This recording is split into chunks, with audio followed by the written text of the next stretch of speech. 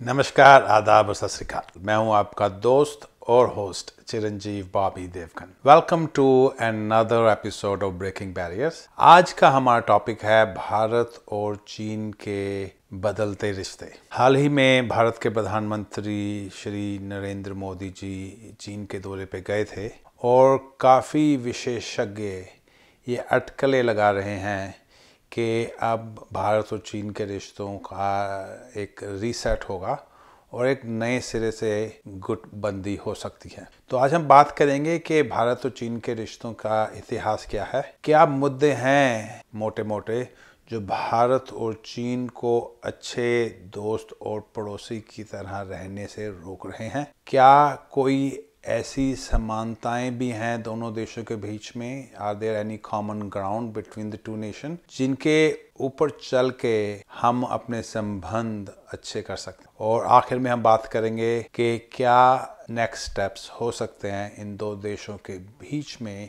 अगर हमें अपनी दोस्ती को और पक्का करना है। तो चलिए और समय ना लेते हुए लेट्स अंडरस्टैंड कि ये टाइमिंग इस विजिट्स की क्या थी। तो जैसे कि हम जानते हैं भारत और चीन दोनों एक बहुत पुरानी सिविलाइजेशंस हैं, 2 of the 5 oldest civilisations, right. Indus valley civilisation की अगर हम बात करें तो उस टाइम पे चीन में भी विकसित देश था। हमारी जो सिविलाइजेशंस हैं उस टाइम पे काफ़ी जो हमारी सांस्कृतिक आदान प्रदान रहा है। अगर हम हिस्ट्री की किताबें पढ़े तो काफ़ी चीन से हिस्टोरियंस हिंदुस्तान आए जिन्होंने हिंदुस्तान उस टाइम के हिंदुस्तान के ऊपर किताबें लिखी, और भारत से भी काफ़ी लोग चीन की तरफ गए। बुद्धिज्म की एक्सपेंशन में बहुत ज़्यादा योगदान भारत का रहा है चीन की तरफ जाके उसको फैलाने के लिए। तो दोनों देशों के एक अच्छे रिश्ते रहे थे शुरू में। पर अगर हम हाल ही की बात करें, पोस्ट इंडिपेंडेंस, दोनों देशों की इंडिपेंडेंस लगभग सेम टाइम पे हुई। दोनों कॉलोनियल राज से बाहर निकल के आए थे।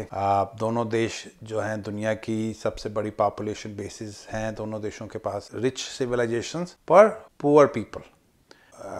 बहुत अमीर देशों में भारत की और चीन की उस समय गिनती नहीं हुआ करती थी। तो सबको ये उम्मीद थी कि भारत और चीन दोनों बहुत अच्छे दोस्त बन के आने वाले समय में जो अपकमिंग नेशंस हैं, डेवलपिंग नेशंस हैं या अंडर डेवलप्ड नेशंस हैं, उनको हेल्प करेंगे। पर 1950s में यहाँ तक कि एक नारा भी दिया गया था, हिंदी चीनी भाई भाई। पर 1962 में वो सब कुछ बदल गया जब चीन ने भारत के ऊपर हमला किया। भारत के लीडर उस टाइम जवाहरलाल नेहरू जी एक शांति प्रिय नेता थे। उनकी पूरी फिलॉसफी जो थी शांति के ऊपर थी कि पड़ोसियों के साथ अच्छे संबंध हो। Panchsheel was one of the principles on which उन्होंने भारत की जो है राजनीति और फॉरेन पॉलिसी को प्रमोट किया था। और जब वो चीन के साथ जंग हुई और भारत जो था वो बिल्कुल भी तैयार नहीं था जंग के लिए, तो वो एक अच्छी सीख भी रही भारत के लिए, क्योंकि उससे भारत ने अपनी आर्मी के ऊपर फोकस किया और आज भारत एक बहुत स्ट्रांग मिलिट्री फोर्स बन के बाहर आया है। तो वो जो जंग थी 62 की, और उसके बाद फिर 67 में भी कुछ मुठभेड़ हुई दोनों देशों के बीच में। फिर 87 में एक स्टैंड ऑफ हुआ, और 2020 को कौन भूल सकता है, गैलवान में, जहाँ पे काफ़ी सारे भारतीय सेनानियों ने शहीदी ली। तो भारत के और चीन के जो रिश्ते हैं उनके अंदर एक अविश्वास तो है, टेंशन भी है और अविश्वास ज़्यादा है, right. We can not trust each other. More so India can not trust China, but I am sure अगर आप चाइनीज पर्सपेक्टिव से देखेंगे तो उनके वहाँ पे भी कुछ ना कुछ ऐसा कुछ होगा, अंडरलाइन स्केप्टिसिज्म अबाउट इंडिया। तो मुद्दे क्या है भारत और चीन के? अगर मैं देखूं तो 5 मोटे मोटे मुद्दे मुझे नजर आते हैं भारत और चीन के बीच में, जिनके कारण कुछ अविश्वास हम दोनों देशों के बीच में है। तो सबसे पहला मुद्दा तो बहुत स्पष्ट है कि जो हमारे बाउंड्रीज हैं दोनों देशों की, जो हमारे बॉर्डर्स हैं दोनों देशों के, उसके अंदर एक एम्बिग्यूटी है। जब गोरे भारत को छोड़ के गए, ब्रिटिशर्स भारत को छोड़ के गए, तो एक क्लियर लाइन ऑफ डिमार्केशन नहीं थी भारत के और चीन के बाउंड्रीज के ऊपर। और उस कारण से हिस्से हैं कुछ जो बहुत भारत और चीन क्लेम करता है कि वो उनके हिस्से हैं। और उसी सिलसिले में ये 62 की वार भी हुई, और जो बाद में जो स्टैंड ऑफ्स हुए दोनों देशों के बीच में, वो उसी को लेके हुए। आज की तारीख में भी अरुणाचल प्रदेश को वो भारत का हिस्सा नहीं मानते, लद्दाख के कई हिस्से को चाइना भारत का हिस्सा नहीं मानता। उसी तरह कई हिस्से चाइना के पास हैं जो भारत अभी भी क्लेम करता है कि वो भारत के हैं। तो आई थिंक ये एक सबसे बड़ा कंटेंशियस इशू है जिसे रिजॉल्व करना लॉन्ग टर्म में बहुत ज़रूरी है भारत और चीन के अच्छे रिश्तों के लिए। नंबर 2 जो मेन पॉइंट है वो है जब भारत और चीन आज़ाद हुए, दोनों एक ही टाइम पर आज़ाद हुए, दोनों बड़े देश हैं, बहुत बड़ी पॉपुलेशन है दोनों देशों की, तो दोनों देशों को था कि भाई जो एशिया है उसके ऊपर उनका इन्फ्लुएंस हो। एशिया पूरा एशिया ना भी हो तो कम से कम साउथ एशिया में भारत का इन्फ्लुएंस हो, भारत का विचारधारा चले थोड़ी। पर चाइना पिछले काफ़ी सालों से, लगभग 25-30 सालों से जितने भी सार्क नेशंस हैं उसके अंदर अपना इन्फ्लुएंस बढ़ाने की कोशिश कर रहा है। पाकिस्तान हो, बांग्लादेश हो, वो श्रीलंका हो, वो मालदीव्स हो, नेपाल हो, अफ़गानिस्तान हो, इन सब मुल्कों के अंदर चाइना बहुत पैसा दे रहा है इन देशों को ताकि ये देश चाइना की बोली बोल सके। ये एक बहुत बड़ा कंटेंशन है। चाइना पाकिस्तान को तो ओपनली बहुत ज़्यादा सपोर्ट किया है। अभी जो ऑपरेशन सिंदूर हुआ था, भारत के मिलिट्री लीडर्स ने ये क्लेम किया कि वो ना सिर्फ पाकिस्तान से लड़ रहे थे बल्कि चाइना के साथ भी जंग लड़ रहे। तो ना सिर्फ असला और इक्विपमेंट उन्होंने चाइना ने पाकिस्तान को दिए बल्कि स्ट्रेटेजिक सपोर्ट, टैक्टिकल सपोर्ट भी पाकिस्तान को प्रोवाइड की ऑपरेशन सिंदूर के बीच। तो इस कारण से इंडिया और चाइना की एक इशू है, जो POK है उसको वो चाइना पाकिस्तान का हिस्सा मानता है, हिंदुस्तान का हिस्सा नहीं मानता। उनकी जो बेल्ट रोड का इनिशिएटिव है उसका काफ़ी हिस्सा POK से होकर निकलता है जिसको इंडिया अप्रूव नहीं कर रहा। तो इस तरह से काफ़ी ये इश्यूज हैं जो इन्फ्लुएंस को लेके हैं कि भारत और चीन दोनों एक ऑपोजिट कैंप में बैठे हुए हैं। तो वही हमारे को तीसरे पॉइंट पे लेके आता है, क्योंकि गुटबंदी से हो रही है तो भारत ने जो है क्वाड ज्वाइन कर लिया है। क्वाड माने अमेरिका, ऑस्ट्रेलिया, जापान और चौथा स्तंभ भारत। तो ये चारों देश मिल के समुद्र के ऊपर काफ़ी ज़्यादा निगरानी रख रहे हैं। इंडियन ओशन के अंदर चाइना का इन्फ्लुएंस कम करें, मालाबार स्ट्रेट के अंदर का इन्फ्लुएंस कम हो। इससे भी चाइना को दिक्कत है क्योंकि भारत क्वाड का हिस्सा है और ये दोनों गुट जो हैं आपस में ऑपोजिट साइड पे हैं। चौथा मुद्दा है दलाई लामा का, राइट? क्योंकि जब चाइना ने तिब्बत को कॉन्कर किया तो दलाई लामा जो है तिब्बत के ना सिर्फ स्पिरिचुअल लीडर हैं पर रूलर भी माने जाते थे। तो वो शरण लेने के लिए भारत में आ गए और वो पिछले बहुत सारे वर्षों से धर्मशाला में उन्होंने अपना आश्रम बना रखा है और सारे तिब्बत के जो उनके अनुयायी हैं, फॉलोअर्स हैं, वो यहाँ पे रहते हैं। चाइना जो है दलाई लामा को सेपरेटिस्ट मानते हैं, टेररिस्ट मानते हैं और वो भारत से कंटिन्यूसली कहते रहते हैं कि वो दलाई लामा को एक्सपेल करें हिंदुस्तान से और भारत जो है वो नहीं मान रहा। तो वो एक कंटिन्यूस एक चैलेंज है भारत और चाइना के बीच में। और जो पांचवा मेन मुद्दा है वो है एस्पिनाज का। भारत ये मानता है कि चाइना जो है भारत के अंदर बहुत ज़्यादा अपने ऐप्स के थ्रू सर्वेलेंस कर रहा है भारत की। इसीलिए अगर याद होगा तो काफ़ी सारे ऐप्स के ऊपर बैन लगा था 2020 गलवान इशू के बाद, क्योंकि ना सिर्फ भारत बल्कि वेस्ट में भी इंटेलिजेंस एजेंसीज का ये मानना है कि ये जो चाइनीज़ ऐप्स हैं ये पर्सनल डेटा लोगों का कलेक्ट कर रहे हैं और जिसको कि किसी भी समय वो इन कंट्रीज़ के अगेंस्ट यूज़ कर सकते हैं। तो ये हैं हमारे 5, अगर हम बॉयल करें सब चीज़ों को तो मोटे मोटे इश्यूज़ जिनसे भारत और चीन के संबंधों में एक खट्टापन सा है। अब अगर हम बात करें कॉमन पॉइंट्स की तो ऐसा नहीं है कि चीन और भारत के बीच में रिश्ते बिल्कुल नहीं है। आपको जान के हैरानी होगी कि चीन जो है भारत का लार्जेस्ट ट्रेडिंग पार्टनर है। चैलेंज उसमें यह है कि मेजॉरिटी उस ट्रेड में हम इंपोर्ट कर रहे हैं, एक्सपोर्ट हम बहुत थोड़ा कर रहे हैं। तो वो एक ट्रेड इम्बैलेंस है जिसे कि भारत और चीन को मिल के रिजॉल्व करना होगा।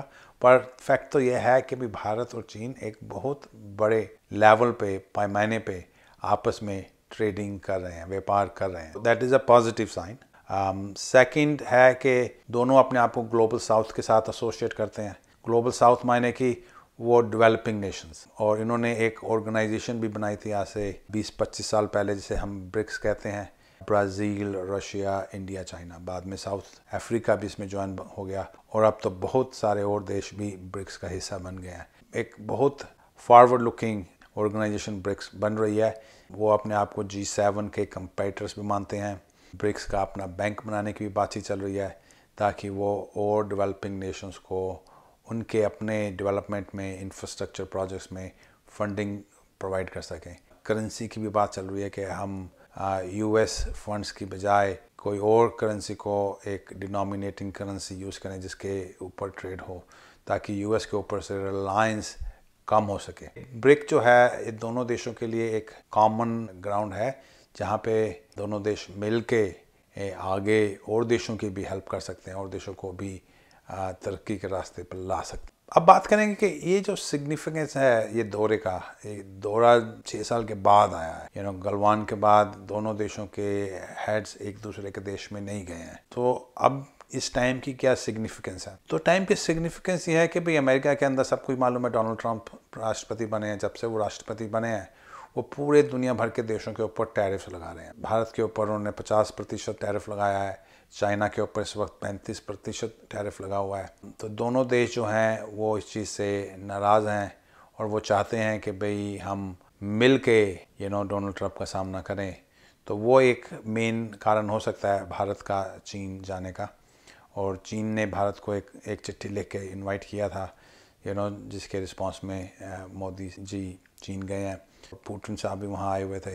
तो ये सारी जो ग्लोबल साउथ की ताकतें हैं अगर ये मिलती हैं तो ऑब्वियसली वेस्ट को एक कंपेटिटर मिलेगा जो अभी तक वहाँ पे नहीं है। जब से सोवियत यूनियन का कोलैप्स हुआ है, अमेरिका यूनिलैटरली पूरी दुनिया का ग्लोबल सिस्टम्स मैनेज कर रहा है।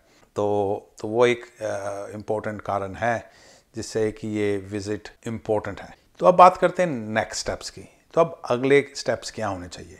ये जो मुलाकात हुई है दोनों देशों के प्रधान की, लीडर्स की, ये एक बेबी स्टेप है। मैं हमेशा मानता हूँ, अंग्रेजी में एक कहावत भी है, actions speak louder than words. बोलना तो आसान होता है, बोल के ऊपर चलना थोड़ा मुश्किल होता है। तो अब देखते हैं कि भाई ये दोनों देश आगे क्या कदम उठाते हैं, कंक्रीट कदम क्या उठाते हैं जिनसे इनके रिश्ते अच्छे हो सकें, कि जो अविश्वास दोनों देशों के बीच में है वो विश्वास में बदल सके, जो टेंशन कंटिन्यूस बॉर्डर्स पे है वो डी एस्केलेट हो सके। मेरे हिसाब से 3 मोटे मोटे नेक्स्ट स्टेप्स हैं। सबसे पहला तो कि हमारे जो बॉर्डर डिस्प्यूट्स हैं ये दोनों देश मिल के बैठें और इसको रिजॉल्व करें, क्योंकि जब तक बॉर्डर का इशू रिजॉल्व नहीं होगा लॉन्ग टर्म शांति नहीं आ सकती। आप शॉर्ट टर्म में आगे बढ़ सकते हो, पर जो अंडरलाइन इशू है दोनों देशों के बीच में वो अपना फन उठाता रहेगा और वो जो रिलेशनशिप है उनको डिस्टेबलाइज बहुत इजीली कर सकता है। दूसरा जो है, हमारे जो इकोनॉमिक रिलेशनशिप है उसको और स्ट्रॉन्ग करना पड़ेगा। आज की तारीख में जैसे मैंने पहले कहा कि दोनों देशों के बीच में ट्रेड हो रहा है, पर उसमें इम्बैलेंस बहुत ज़्यादा है। मेजॉरिटी जो है वो हम इंपोर्ट कर रहे हैं, एक्सपोर्ट हम बहुत लिमिटेड कर रहे हैं। तो चाइना को अपनी मार्केट्स खोलनी पड़ेंगी भारत के एग्रीकल्चर प्रोडक्ट्स के लिए, फार्मास्यूटिकल्स के लिए, ज्वेलरीज के लिए, टेक्सटाइल के लिए, ताकि हम भी चाइना में अपना आइटम्स का एक्सपोर्ट कर सकें। और जैसे जैसे ये ट्रेड बढ़ेगा दोनों देश आपस में और एक दूसरे के साथ इंटरट्वाइन होंगे तो रिलेशनशिप स्ट्रांग होंगे। और जो तीसरा सबसे इम्पोर्टेंट स्टेप है वो है पीपल टू पीपल रिलेशनशिप। अब मैं ये मानता हूँ कि वेस्ट के साथ हमारे रिलेशनशिप अच्छे कब होने शुरू हुए, जब वेस्ट की फिल्में हिंदुस्तान में आने लगी। हमारी जनरेशन और आगे वाली जनरेशन वहाँ की फिल्में देखती हैं, गाने सुनती हैं, किताबें पढ़ती है, तो एक रिलेटेबिलिटी लोगों के साथ होनी शुरू होती है। तो हमें लगता है कि यार ये तो हमारे जैसे ही हैं। जब इनको चोट लगती है हमारे को जैसे दुख होता है, इनको भी दर्द होता है, हाथ कटता है तो खून निकलता है, वैसे ही हैं ये लोग हम जैसे। तो जब आपको दूसरा आदमी अपने जैसा लगता है तो उनके प्रति एक झुकाव अपने आप आने लगता है, एक प्रेम अपने आप आने लगता है। मेरा ये मानना है कि भारत और चीन को अपने सांस्कृतिक संबंध और गहरे करने होंगे। आदान प्रदान चीज़ों के अलावा रिश्तों का, फिल्मों का, म्यूजिक का, लैंग्वेज का भी होना पड़ेगा, तभी जाके ये एक इंटीग्रेटेड कंट्रीज और इंटीग्रेटेड सोसाइटीज बनेगी। क्योंकि ये तो फैक्ट है, भारत और चीन 2 ही मुल्क हैं जिनकी आबादी 1 बिलियन से ऊपर है। तो सबसे ज़्यादा पॉपुलस कंट्रीज हैं, सबसे ज़्यादा फास्टेस्ट ग्रोइंग इकोनॉमीज हैं। तो ये ना सिर्फ साउथ एशिया, ना सिर्फ एशिया, बल्कि पूरे विश्व के लिए इम्पोर्टेंट है कि ये दोनों देश दोस्त बने, इकट्ठे चलें। जो और डेवलपिंग नेशंस हैं या अंडर डेवलप्ड नेशंस हैं उनके नॉर्थ स्टार बने उनको एक सही रास्ता दिखाएं, उनके नागरिकों की एक बेहतर ज़िंदगी बनाएं। तो आज के लिए बस इतना ही। अगर आपको आज की एपिसोड पसंद आई हो तो इसे लाइक अवश्य कीजिएगा, और अब अगर आपने अभी तक इस चैनल को सब्सक्राइब नहीं किया तो मेरी आपसे हाथ जोड़ के विनती है कि प्लीज़ सब्सक्राइब कीजिए, क्योंकि आपकी सब्सक्रिप्शन से हमें मोटिवेशन मिलता है ऐसे अच्छे कंटेंट्स कंटिन्यूसली बनाने का।